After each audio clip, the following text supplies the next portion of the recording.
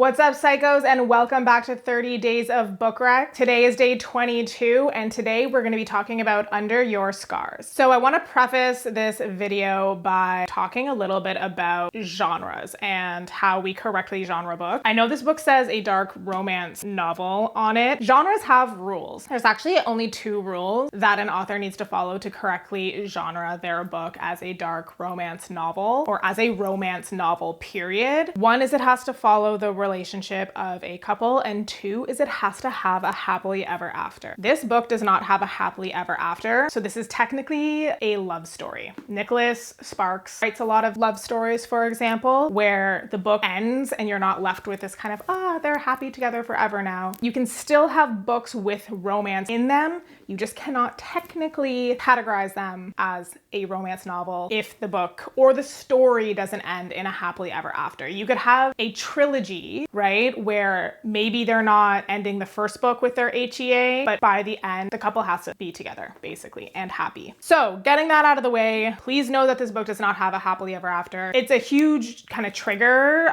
for lack of a better word, for some people. There are a lot of people who won't pick up a book unless they know that it has a happily ever after, which again is why it's important to genre books correctly, because the world is shit enough as it is, and some people, all they have is their freaking romances with the freaking happily ever after, and to take that away from them too just feels cruel.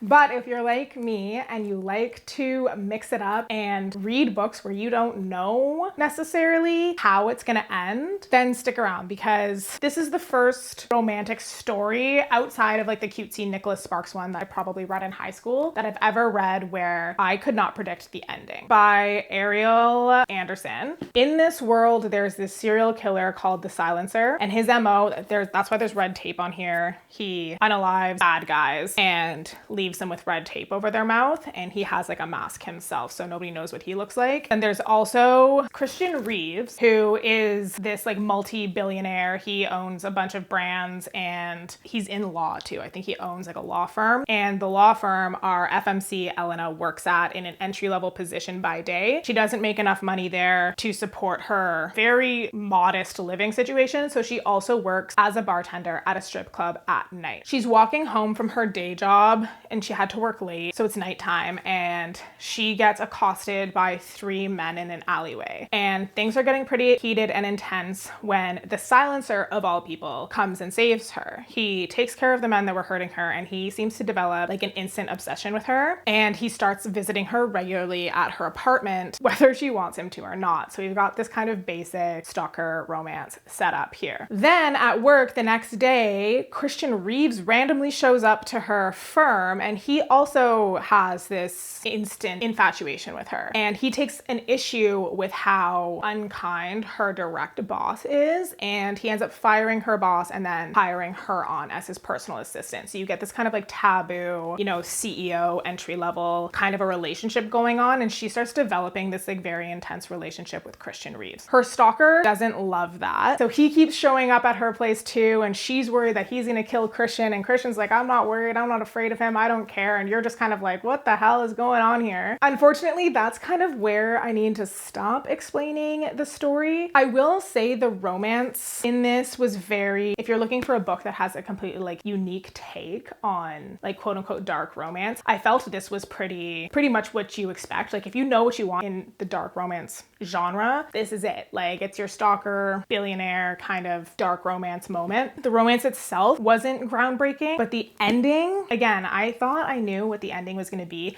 I knew it wasn't going to be a happily ever after. So I hyped myself up and I prepared and I thought I knew what was going to happen, and I did not know what was going to happen. What I thought was going to happen kind of happened, but it went 700 shades darker, and this is the first book I ever read where the ending really left me kind of feeling like I had symptoms of shock almost, like my fingers were cold and I was shaking and I was staring at a wall and kind of like flipping back and rereading and being like, that can't be how it ended. But yeah, that is how it ended. So if you want to read a book that is going to shake you to your foundations because the ending is so freaking wild, this is the book. But again, please go in prepared. Understand that this is not a situation where everything is going to feel like tied up in a neat bow. You're going to be wrecked after. There's also a tiny novella that you can read. I haven't read this. I think it's like 70 pages. I've been told that it makes you feel a little bit better about the ending, but I've had mixed reviews about that as well too. I've had people be like, I feel better. And I've had people be like, it did nothing.